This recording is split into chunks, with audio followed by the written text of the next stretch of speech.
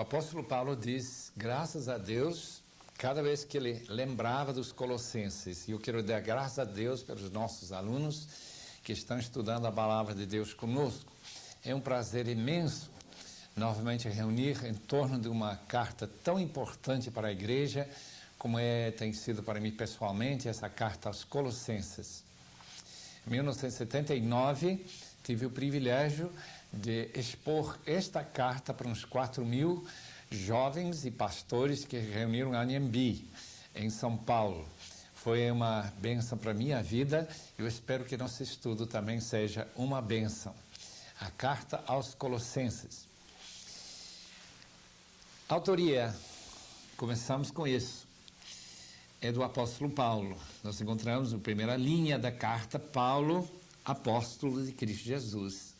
Então nós podemos ter bastante confiança porque está na própria palavra de Deus. E de fato temos boas referências nos pais da igreja a confirmar o que nós já criamos. É que Paulo escreveu a carta aos Colossenses. São boas referências da origem paulina que se encontram em Márcio, 140 depois de Cristo, Irineu, meados para frente do segundo século, Orígenes também, no fim do segundo século, Clemente de Alexandria e o cânon de Muratori. Toda aquela parte, segunda parte do segundo século, dando referências ao apóstolo Paulo. Não esqueçam, querido irmão, que nós não temos nenhum texto original escrito pela mão do apóstolo Paulo até hoje. Só temos manuscritos que remontam e pais da igreja que fazem referências aos livros do Novo Testamento chegando no segundo século. Não temos nada que tenha sido preservado do primeiro século. É uma certa pena. Quanto à evidência interna, eu quero citar um certo Charles Lewis na Enciclopédia Internacional da Bíblia, que diz assim: a crítica sóbria já chegou a reconhecer que é impossível negar a Colossenses a autoria paulina. É impossível negar. Então nós podemos confiar. Em primeiro lugar, porque ele se apresenta como autor, primeiro versículo, também versículo 23 do primeiro capítulo, capítulo 4, versículo 18. Também a conexão estreita que nós temos com Filemon. E parece que a carta a Filemon, escrita pelo apóstolo Paulo, não teria possibilidade de ser outro autor senão Paulo. E como a carta a Colossenses e a carta a Filemon estão intimamente ligadas, então nós podemos confiar que Colossenses também foi aceito e seria aceito por todos como sendo do apóstolo Paulo. Uma vez que nós aceitamos Filemon como fidedigna, então Colossenses também deve ser assim aceita, autêntica. A cristologia de Colossenses nós já conhecemos de outras cartas de Paulo, tal como Romanos e especialmente Filipenses, capítulo 2, que nós já falamos. Além disso, nós temos referências pessoais que coincidem muito bem com aquilo que nós conhecemos da vida do apóstolo Paulo. No livro de Atos, capítulo 1, versículos 4 a 8, 2, 1, 4, 10 e 18.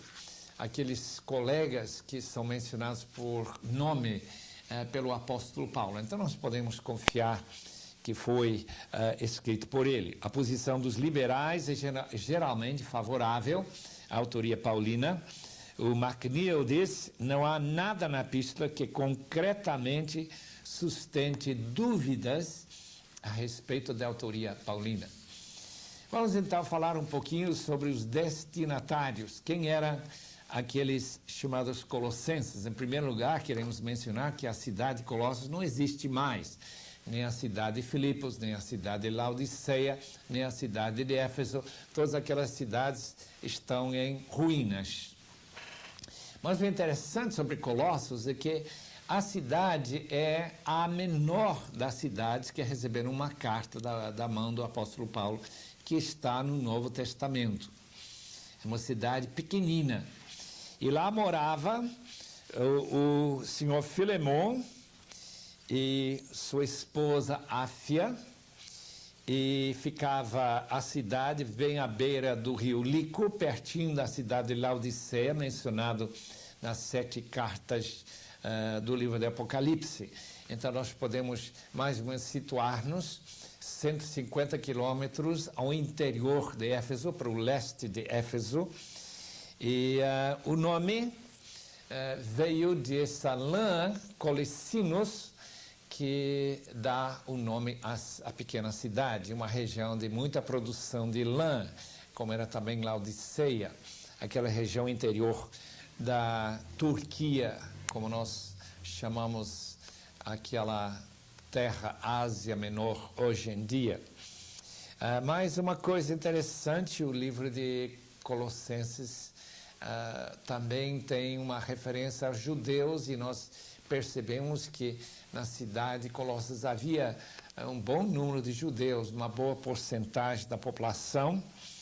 Outra coisa interessante, que na cidade de Colossos se prestava culto aos espíritos do rio Meandro, que passava perto da cidade, junto com a cidade de Laodiceia, que era uma cidade quase vizinha. Paulo não tinha visitado Colossos. Ele não foi lá para evangelizar. Aparentemente, Epáfras foi o evangelista que foi para lá e que teve a graça de Deus de poder começar e plantar a igreja dos Colossenses, provavelmente na casa de Filemon.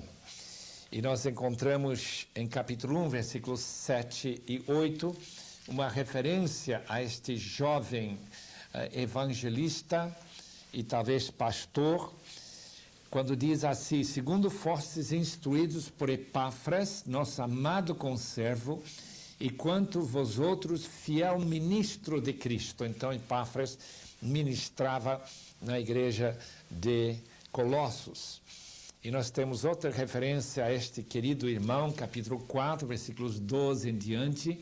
Saúdo-vos, Epáfras, que ainda estava com Paulo, que dentre vós, servo de Cristo Jesus, o qual se esforça sobremaneira continuamente por vós nas orações, um homem de oração, para que vos conserveis perfeitos e plenamente convictos em toda a vontade de Deus. Então, temos uma pequena cidade no interior da Ásia Menor, na província da Ásia, mais ou menos 150 quilômetros de Éfeso, onde este jovem que tinha se convertido, provavelmente junto a Paulo, durante aqueles 2 anos e meio, em que Paulo ministrava em Éfeso, e que saiu caminhando até Colossos e pregando o evangelho lá, tal como ele tinha aprendido com o apóstolo Paulo. Aliás, se nós olharmos no capítulo 19 de Atos, diz que toda a Ásia teve oportunidade de ouvir o evangelho através de jovens como Epáfras, que saíram durante aqueles 2 anos e meio, mais ou menos os anos 51 a 53, em que Paulo esteve em Éfeso pregando. E esses jovens se espalhando como evangelistas, levando o evangelho, mais ou menos como o evangelho tem crescido no Brasil, através daqueles irmãos que têm saído das Assembleias de Deus para chegar nos lugares mais pequenos e remotos. Graças a Deus por eles. Vamos parar agora um instante para pensar um pouco sobre data e local de onde Paulo escreveu esta carta aos Colossenses. Tradicionalmente, a carta foi escrita de Roma. A maioria dos eruditos pensa que Paulo está escrevendo esta carta durante aquela prisão que nós conhecemos do livro de Atos, capítulo 28, e os últimos versículos, que diz que durante 2 anos Paulo esteve na sua própria casa alugada, mesmo sendo preso, e durante aquela época seria fácil os amigos por ter contato com ele, e Epáfras, sendo uma dessas pessoas, teria chamado a atenção do apóstolo Paulo do que estava acontecendo na igreja de Colossos.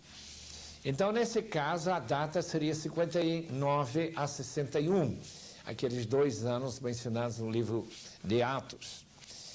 O professor Duncan, no seu livro chamado O Ministério de Éfeso de São Paulo, St. Paul's Ephesian Ministry, argumenta, tal como outros também, que a carta foi escrita durante o seu ministério em Éfeso e que Epáfras teria chegado em Éfeso para receber esses conselhos e ele levar esta carta para os irmãos lá em Colossos. Não tem sido totalmente aceita essa ideia, naturalmente alguns aceitam, outros rejeitam. Se a carta foi escrita na mesma época em que Efésios e Filemão foi escrito, então nós teríamos que localizar Efésios, Colossenses e Filemão na mesma época, foram levados pelo mesmo irmão na fé, o chamado Tíquico, aquele portador da carta, e aquela referência à carta a Laodiceia, que talvez fosse a carta aos Efésios, que nós encontramos também em Colossenses capítulo 4. A data, nesse caso, seria justamente aquela prisão em Roma.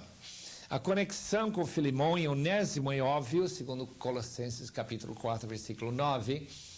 Então, nós podemos datar esta carta como sendo escrita na mesma época, mesmo local que Efésios foi escrito.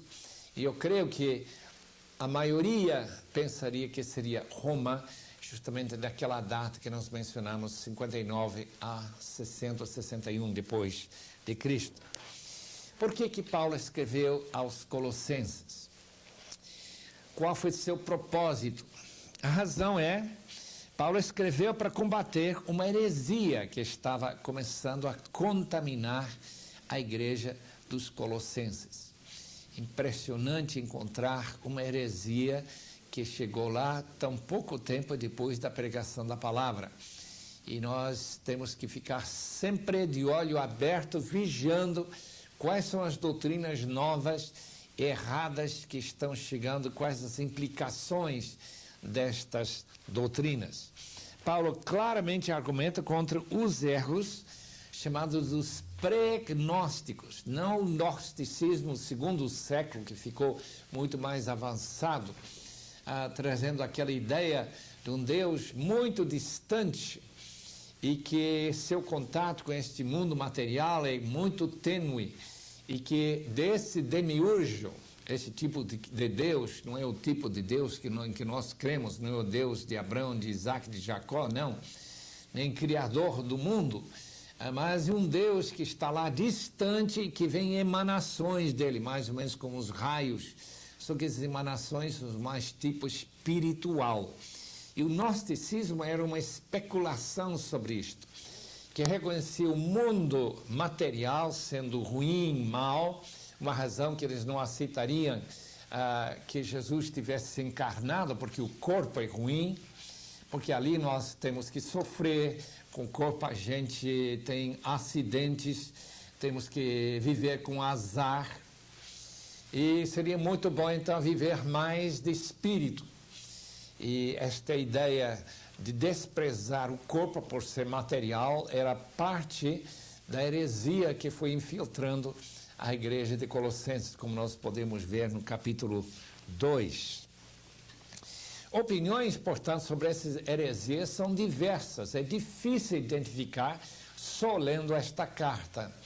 O comentarista Lenski diz o seguinte: pensa que foi apenas uma incursão, uma chegada dos judaizantes, como nós encontramos no livro de Gálatas.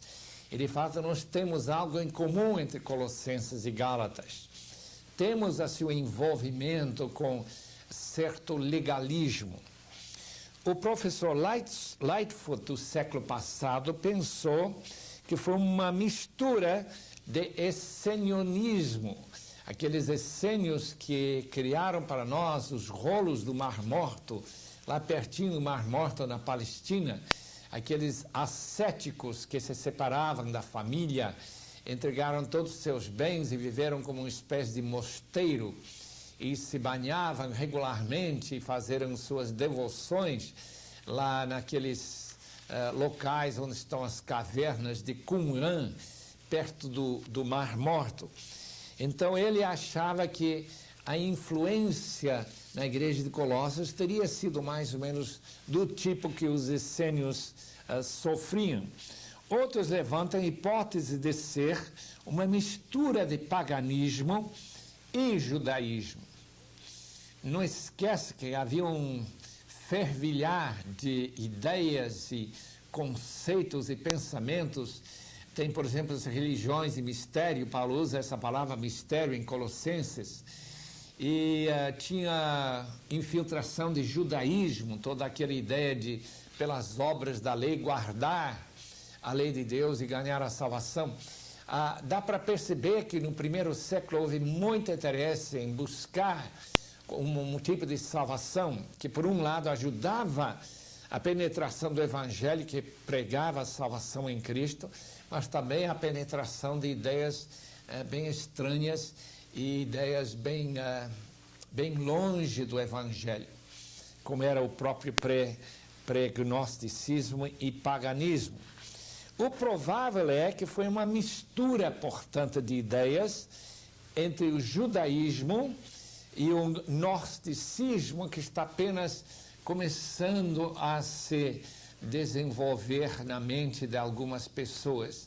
Não esqueçamos que gnosticismo vem da palavra gnosis, que significa conhecimento, só que não era conhecimento revelado por Deus, era um conhecimento que que se pensava muito bem de si mesmo, dependendo de suas próprias cabeças e especulações, criavam essas ideias de conhecimento.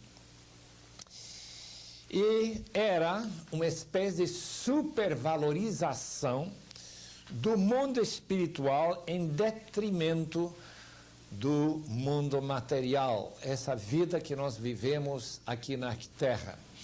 Mas não espiritual em relação ao Espírito Santo, mas com certeza aos espíritos caídos. Então era mais ou menos que hoje em dia nós chamaremos de nova era.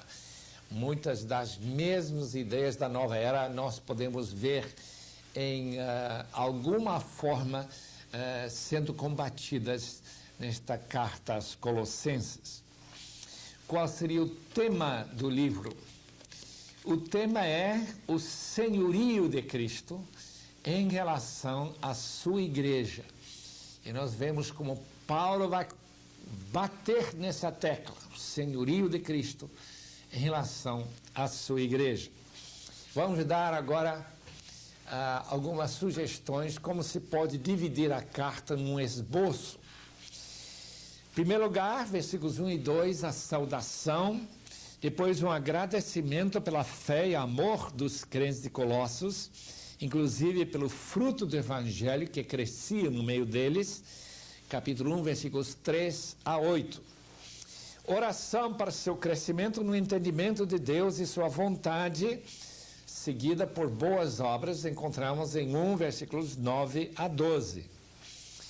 Em quarta divisão, temos a grandeza de Cristo, a imagem de Deus, seu agente na criação de tudo, Cristo, cabeça da igreja, que reconciliou tudo consigo mesmo, capítulo 1, versículos 13 até 23. Depois, Paulo trata do trabalho árduo que ele está divulgando o mistério de Cristo, falando dele, ensinando, advertindo e orando. Essa fadiga que ele menciona no versículo 29, capítulo 2, primeiro versículo. Então, esse trecho, 1:24 até 2:3. Depois, Paulo, em sexto lugar, combate especificamente o ensino falso, começando no capítulo 2, versículo 4, até 3:4.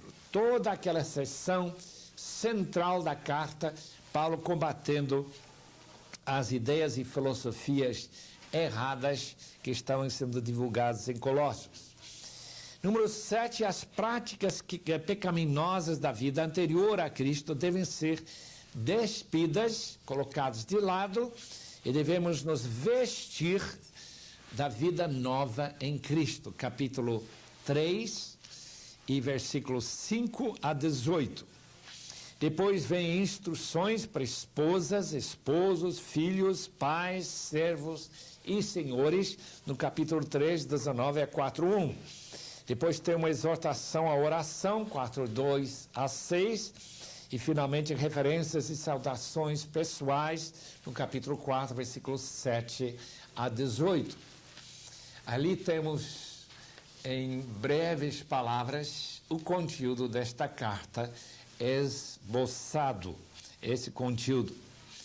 Nós vamos gastar a maior parte de nosso tempo hoje falando sobre as peculiaridades e o ensino, conteúdo desta maravilhosa carta aos Colossenses. Podemos sempre dar graças a Deus que este problema surgiu, que Epáfras sabia para onde ir e que Paulo foi inspirado para escrever esta carta, que foi levada à igreja de Colossos pelo nosso irmão Tíquico, e que esta carta foi preservada para que nós possamos estudá-la hoje. Primeira peculiaridade que nós queremos mencionar é que tem várias frases, aliás, muitas frases que encontramos em Efésios e encontramos em Colossenses. Nós já falamos sobre isso em nosso estudo sobre Efésios. Tem muito em comum nestas duas cartas e não é de admirar, já que ambas foram levadas pelo mesmo irmão Tíquico e foram escritos na mesma ocasião e para a mesma região. A diferença sendo que Colossenses foi escrito para combater essa heresia já mencionada, e Efésios foi dado para encorajar os irmãos e especialmente para enfatizar a união entre judeus e gentios nas igrejas da Ásia. Segunda peculiaridade, Colossenses fala da dignidade de Cristo como cabeça da igreja, enquanto Efésios trata da igreja como corpo de Cristo. Nós encontramos, portanto, Colossenses, Paulo falando sobre Cristo como cabeça. Não há nenhuma contradição nisto, que a igreja seja corpo de Cristo ou seja apenas de pescoço para baixo de Cristo. Em qualquer forma, quem é cabeça e dono da igreja é o próprio Senhor Jesus Cristo, sua personalidade incorporada dentro da igreja. Terceira, a palavra plenitude, em grego pleiroma, aparece 10 vezes em Colossenses. Sendo uma carta bem pequena, é impressionante encontrar essa palavra estranha aparecendo tantas vezes. Com certeza a razão que aparece tanto é que pleiroma mais ou menos trata daquele espaço, do que enche aquele espaço entre Deus distante este mundo material, é o pleiroma. E Paulo gostou, portanto, de pegar esta ideia, tirá-lo dos hereges e colocá-lo dentro de nossa palavra de Deus e usar o fato que, com certeza, a realidade de Cristo incorporado aqui na terra é pleiroma de Deus e que a igreja é o pleiroma de Cristo, é sua plenitude, a tradução que nós temos em português para esta palavra. Número 4 é uma referência ao culto aos anjos que estava sendo promovido em Colossos. Nós não temos informação como se praticava esse culto, mas para o apóstolo Paulo seria como praticar qualquer culto. Não se pode de forma alguma adorar qualquer criatura, como os anjos são criados, seria totalmente contrário à vontade de Deus se curvar ou fazer práticas que estão relacionadas com adoração aos anjos. Esse culto aos anjos, então, é uma coisa que nós devemos rejeitar completamente. Evidentemente, o livro de Hebreus também tem esse mesmo tipo de problema, por isso que o autor, desconhecido por nós, começa seu livro tratando da comparação entre anjos, que são criaturas, e Deus Filho, que é o nosso Senhor Jesus Cristo.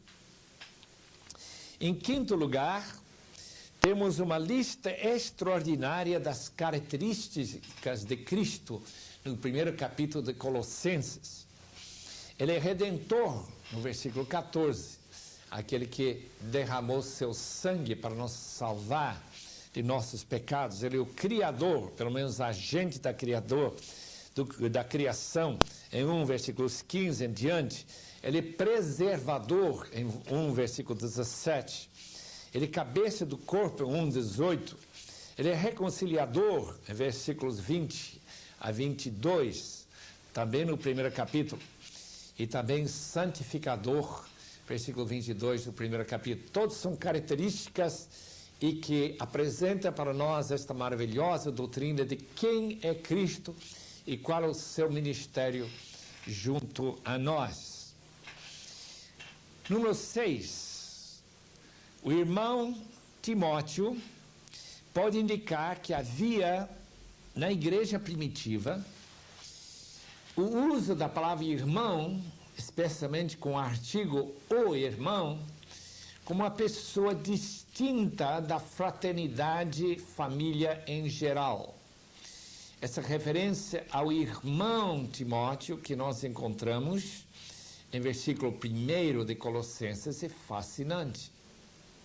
O irmão Timóteo. Dr. Ellis tem feito um estudo cuidadoso sobre o uso desta palavra irmão. Ele descobre que ele pensa pode ser uma referência a certos obreiros destacados que têm este título de irmão. Nós já temos na igreja primitiva diáconos, temos bispos e pastores, temos presbíteros e também teríamos os irmãos, pessoas que servem dentro da igreja, talvez remunerados, para cumprir a missão que a igreja tem. Mas é uma coisa que temos pouca informação. É fascinante encontrar no primeiro versículo de Colossenses justamente essa referência a Timóteo, o irmão. Filipenses capítulo 4, versículo 21 e 22, diz que os irmãos vos saúdam, depois fala que os santos vos saúdam, indicando que os irmãos são diferentes dos próprios santos, não estão incluídos na mesma frase. Número 7, ouvimos da vossa fé, versículo 4 do primeiro capítulo, mostra que Paulo pessoalmente não conhecia a igreja de Colossos, nós já falamos isso. Mas essa razão que ele usa essa palavra, nós ouvimos da vossa fé. Oitavo lugar, ficar cheio do conhecimento da vontade de Deus, no versículo 9 do primeiro capítulo, é motivo da oração do apóstolo Paulo. Nós devemos estar orando para que nós transbordemos, que nós fiquemos cheios do conhecimento da vontade de Deus. Qual é a vantagem de ter conhecimento dessa vontade? Não é somente para nós vivermos dignamente, não é somente para nós sempre fazer aquilo que agrada a Deus, porque estaríamos obedecendo. Paulo não cogita a pessoa conhecer a vontade de Deus e não fazê-la, mas é que isto leva a um conhecimento maior do próprio Deus. Quando nós conhecemos a vontade da pessoa divina de Deus, nós também chegamos a conhecer melhor ao próprio Deus. Veja como ele diz no versículo 10 e 11 desta grande oração de Colossenses 1. A fim de viverdes de modo digno do Senhor para o seu inteiro agrado e frutificando toda boa obra e crescendo no pleno conhecimento de Deus, sendo fortalecido com todo o poder segundo a força que Ele tem. Então, devemos estar sempre orando para que estejamos cheios do conhecimento da vontade do Senhor. Número 9. Cristo é, segundo o versículo 15 do primeiro capítulo, ele é a imagem do Deus invisível. A palavra imagem, icon, em grego, de onde vem nossa palavra iconoclasta, quem quebra imagens, é uma referência ao fato que Jesus torna o Deus invisível visível para nós. Graças a Deus por isso. Capítulo 1, versículo 18 de João diz que ninguém viu a Deus, não há nenhuma maneira de ver a Deus porque Ele é invisível. Mas Jesus Cristo encarnando em corpo se tornou Deus visível para nós. Graças por esta grande verdade, Ele andando aqui na terra em corpo humano, tornou-se visível. E ele mostra também como cumpre o papel de Adão, que foi criado na semelhança a Deus. Só que Adão caiu e aí distorceu essa imagem, enquanto Cristo refletiu perfeitamente a imagem de Deus. E por isso, segundo Colossenses 1, ele tem direito de ser herdeiro de todas as coisas. Ele deve ter, portanto, a primazia. Versículo 18, primazia significa a pessoa que tem absoluta prioridade em tudo que a gente faz. E quando ele reinar, naturalmente, quem está no trono é a pessoa que tem primazia. E agora Cristo vai reinar até colocar todos os inimigos debaixo de seus pés. E aqueles que amam a Cristo vão querer sempre dar para ele a primazia. Versículo 18. Número 10, nós já falamos sobre pleroma, plenitude. Versículo 19, deixe-me ler esse versículo para os amados irmãos. Porque aprove a Deus que nele residisse toda a plenitude. Isto é, tudo que dá para saber sobre Deus reside na pessoa de Cristo.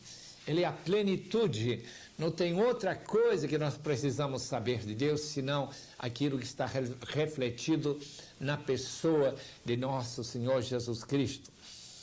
Ele é como uma fotografia, é uma fotografia de uma pessoa ausente, só que essa fotografia é viva, tem carne, tem osso, fala, dá para ver os seus olhos, os seus cabelos, o seu corpo, tocá-lo. Isso combate naturalmente a ideia gnóstica que a matéria é ruim, é má, porque Jesus veio em corpo, ele é o pleroma em que nós podemos confiar.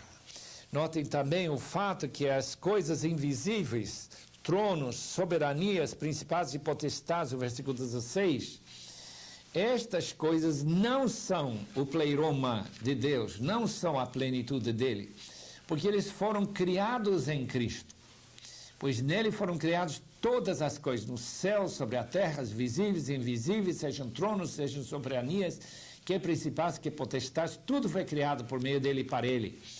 Interessante nesse versículo que o apóstolo não distingue entre demônios e anjos. São simplesmente poderes invisíveis que tem por aí, que afetam a nossa vida. E Paulo diz que nós não precisamos ter medo deles e certamente não adorá-los, porque esses poderes serão os poderes que estão sendo adorados pelos colossenses, ou pelo menos estão sendo convidados a adorá-los. Nada disso tem importância, porque quem nós devemos adorar é Deus e é o seu Filho amado Jesus Cristo. Nele foram criadas todas essas coisas. Nós não adoramos a criatura, mas ao próprio Criador. Nele estão todas as coisas, ele é o mediador entre o único Deus e os homens, como nós vemos no versículo 20 e 22, onde ele é reconciliador.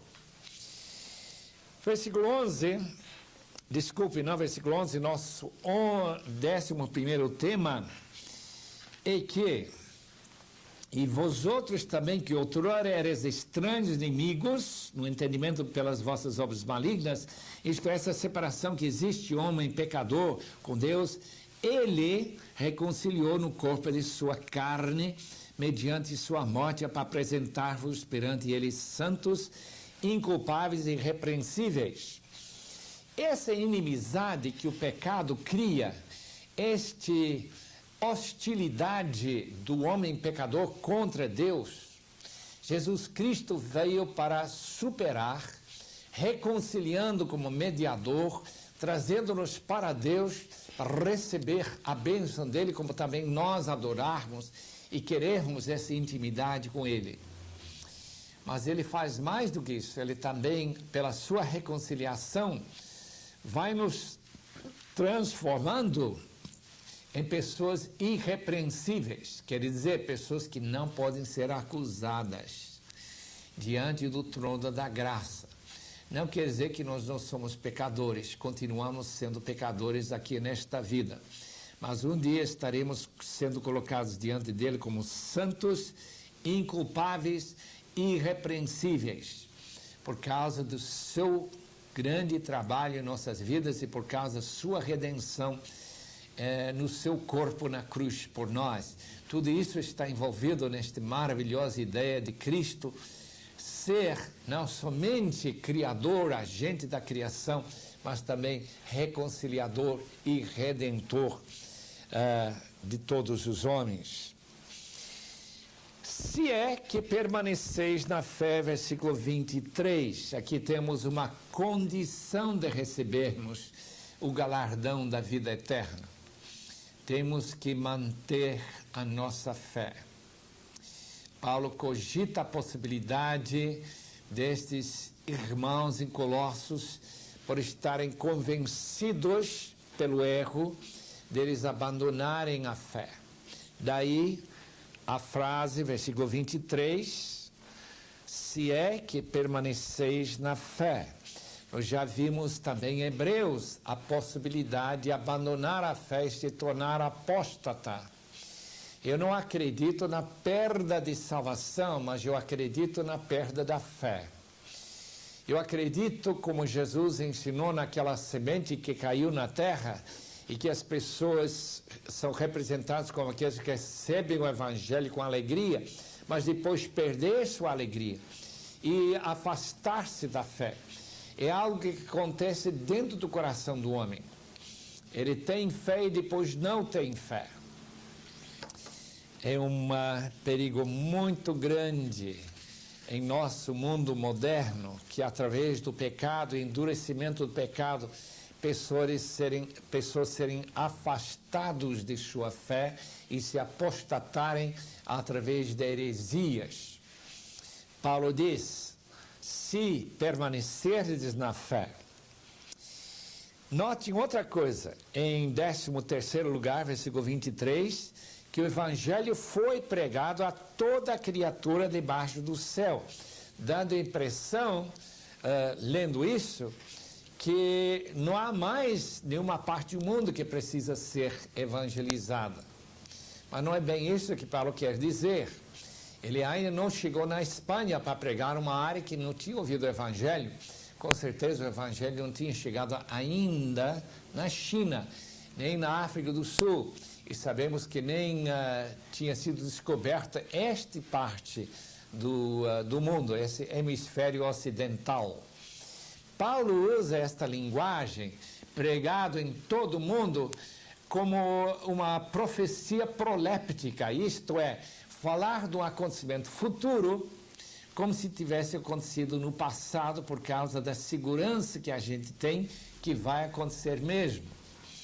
Então, nós sabemos que o Evangelho será pregado para todo mundo, Mateus 24, versículo 14, capítulo 13 de Marcos, e versículo 10, tudo fala que o Evangelho será pregado no mundo inteiro.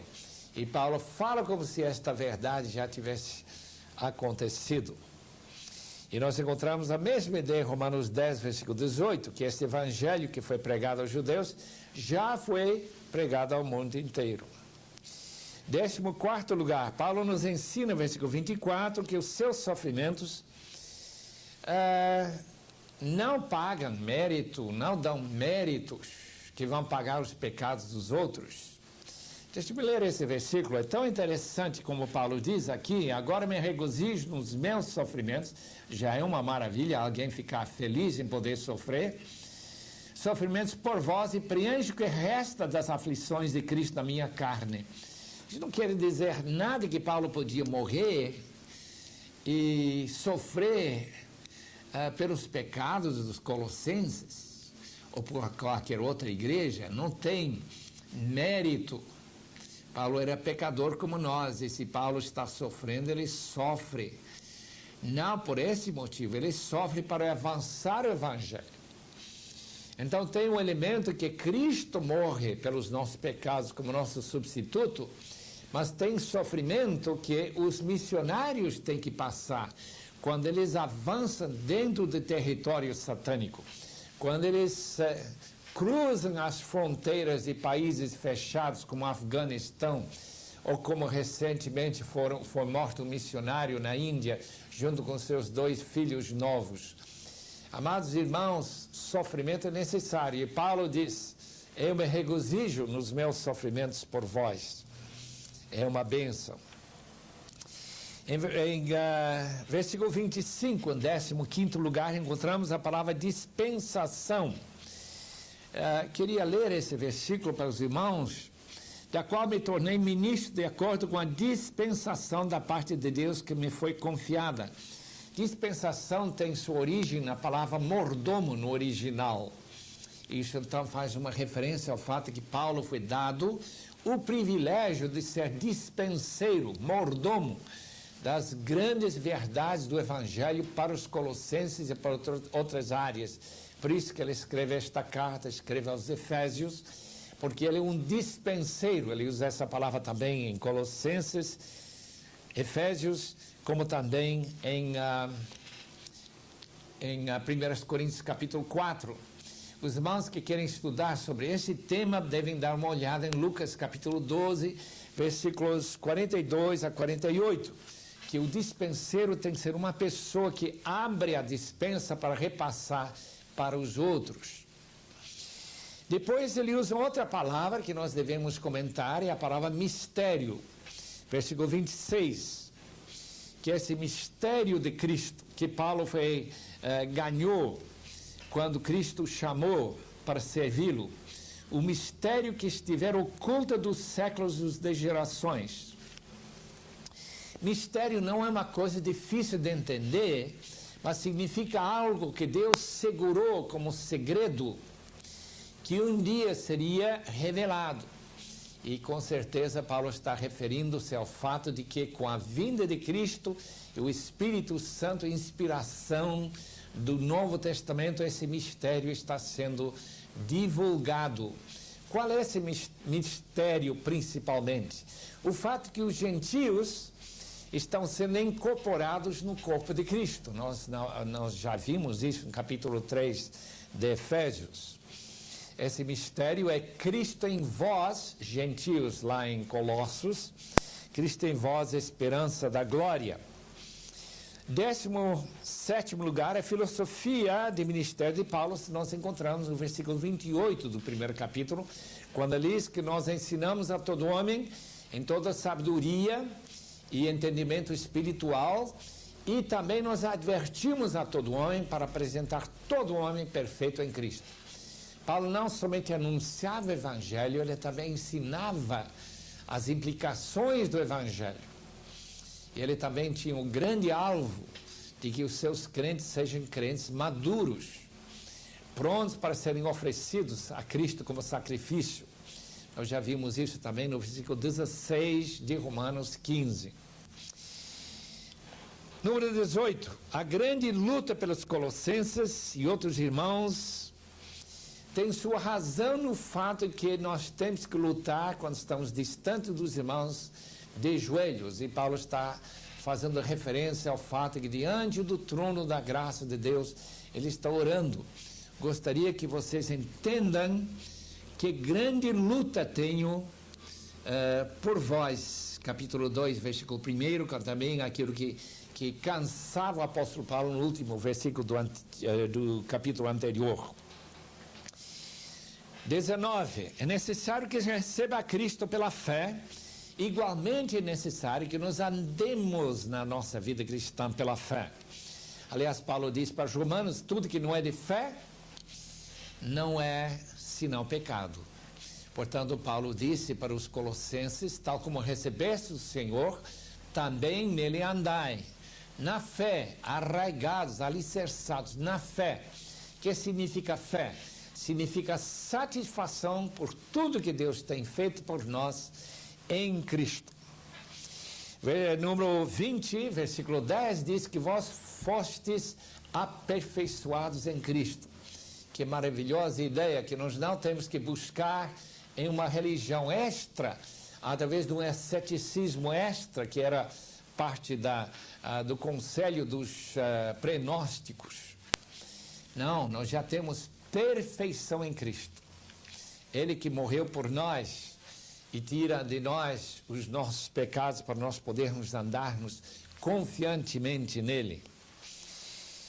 Número 21 trata da circuncisão de Cristo, que nós encontramos no versículo 11. nele também foste circuncidados, não por intermédio de mãos, mas o despojamento do corpo de Cristo, que é a circuncisão de Cristo, tendo sido sepultados juntamente com ele. O que nós encontramos neste trecho e outras partes de Colossenses, que Paulo tem 5 diferentes maneiras de falar de morte. Ele fala, por exemplo, da morte de Cristo, no primeiro capítulo, quando no corpo Cristo morreu na cruz, ele morreu fisicamente. A morte física é a ideia normal que nós falamos quando dizemos que ele morreu. Mas ele também morreu corporativamente através da sua circuncisão na cruz. Isto era uma morte que não era somente dele, mas era a nossa morte. Nós fomos circuncidados nessa morte de Cristo que ocorreu em abril do ano 30. Depois ele fala da morte pelo batismo, em que nós fomos sepultados pelo batismo com Cristo. Também encontramos nesse versículo 12, como também em Romanos capítulo 6. Esta morte com Cristo também é uma morte, só que a data é diferente dessa outra morte. É uma espécie de morte que atualiza a cruz de Cristo para nós hoje. De modo que Paulo podia dizer que quando ele foi batizado por Ananias, que ele tinha sido crucificado com Cristo, ainda que Cristo foi crucificado anos anteriores. Em quarto lugar, nós temos uma morte em que nós estávamos mortos em delitos e pecados. Há uma referência disso também em versículo 13. E a vós outros que estáveis mortos pelas vossas transgressões e pela incircuncisão de vossa carne, vos deu vida juntamente com ele, perdoando todos os vossos delitos. Nós já encontramos essa ideia de morte em delitos e pecados em Efésios 2. E a última maneira que se deve morrer é fazer morrer nosso corpo pecaminoso, os nossos membros pecaminosos. Uma mente que não pensa corretamente, os olhos que estão vendo coisas que não devem ver, ouvidos que escutam que não devem escutar, nossa língua que fala que não deve falar. Fazer morrer os vossos membros sobre a terra, diz capítulo 3, versículo 5. Desta forma, encontramos 5 diferentes maneiras que Paulo usa essa palavra morte e morrer. Número 23, porque isso já foi 22, vamos para 23, Paulo afirma que práticas ascéticas, como os hereges exigiam, não têm nenhum valor para mudar nossas motivações. Lembra-se que em capítulo 7 de Romanos, Paulo mostra que, mesmo querendo fazer a vontade de Deus, ele foi vencido pela cobiça, por um desejo interior. Parece que Paulo não foi capaz de controlar os seus desejos. E, de fato, Paulo ensina aos Colossenses que qualquer prática ascética, nós temos aqui algumas práticas mencionadas neste texto, ninguém, pois, vos julgue por causa de comida, bebida, dia de festa, lua nova, sábados, porque tudo isso tem sido sombra das coisas que haviam de vir. Porém, o corpo é de Cristo. Ninguém se faz árbitro contra vós, pretextando humildade, culto dos anjos, baseando-se em visões, infatuado, sem motivo algum, na sua mente carnal, e não retendo a cabeça que é Cristo, da qual todo o corpo, suprido, bem vinculado por suas juntas, ligamentos, cresce o crescimento que procede de Deus. Se morrestes com Cristo, lembre-se que batismo é uma maneira de mostrar essa morte simbolicamente para os rudimentos do mundo, porque, como se vivesseis no mundo, vos sujeitais a ordenanças, não manuseis isto, não proves aquilo com a língua, não toques aquele outro, segundo os preceitos e doutrinas de homens, pois com estas coisas todas se destroem com o uso. Tais coisas com efeito têm aparência de sabedoria. Muita gente fica convencido que tem alguma sabedoria ou espiritualidade, como culto de si mesmo e de falsa humildade e rigor ascético. Todavia, não tem valor algum contra motivos errados, desejo errado. Lembra que Deus quer de nós ele quer amor. O que é amor? É querer o bem para outra pessoa, querer a Deus mais do que outra pessoa. E asceticismo não cria amor pelo Senhor. Número 24. Buscar e pensar nas coisas lá do alto, como nós lemos no início, no capítulo 3, significa naturalmente buscar os valores da vida futura. Aquilo que nós fazemos nesta vida está relacionado com a vida futura. Dinheiro que nós damos nesta vida aparece na vida futura, se for usado para a glória de Deus. Buscar as coisas lá de cima, mesmo trabalhando aqui na terra e dando para a glória de Deus, falando para a glória de Deus. Tudo que fizermos para a sua glória terá seu galardão no futuro. Por isso que nós buscamos as coisas lá de cima. Além disso, nós somos advertidos para despojarmos da vida velha, desse velho homem, para nós revestirmos do novo homem, capítulo 3, versículos 8 a 10. Esse novo homem é Cristo, obviamente. E nós podemos confiar que nele nós agradamos a Deus quando nós revestimos de sua personalidade. É um simbolismo relacionado com o batismo, já falamos isso, que a pessoa que vai para o batismo tinha roupa velha, coloca roupa nova, essa roupa nova representa a santidade que nós temos em Cristo e o desejo de fazer a sua vontade e para a sua glória. Número 28, seja a paz de Cristo árbitro de tudo que a gente faz, a paz de Cristo. Mostrando que o Espírito Santo pode criar assim uma hesitação, assim uma pequena ansiedade se nós estamos caminhando mal.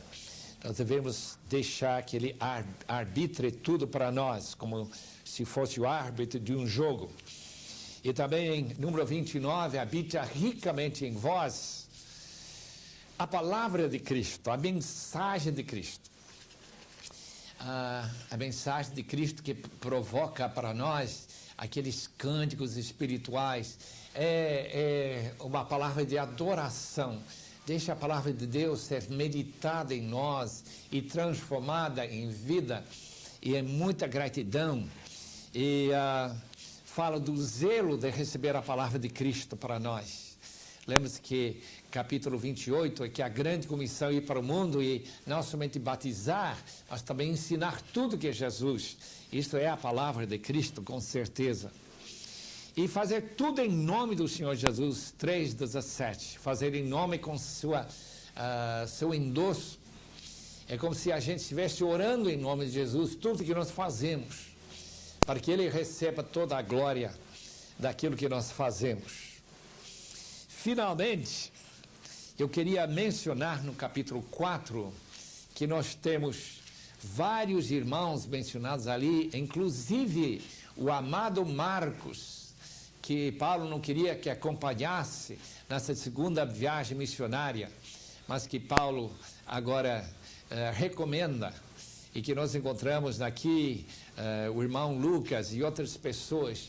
É por causa desta carta que nós chegamos a conhecer vários daqueles companheiros de Paulo, companheiros abençoados que acompanharam ele no seu ministério.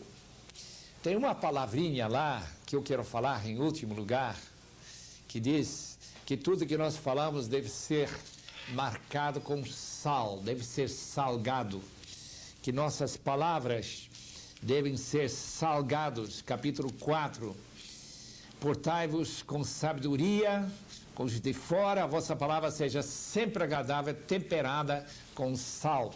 É uma referência, provavelmente, ao sacrifício do Antigo Testamento, que não podia ser oferecido a Deus sem sal.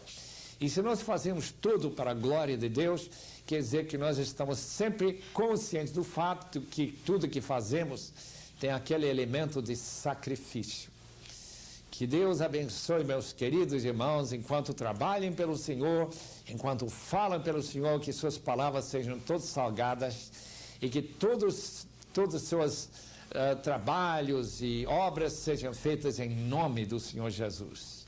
Que Deus os abençoe ricamente.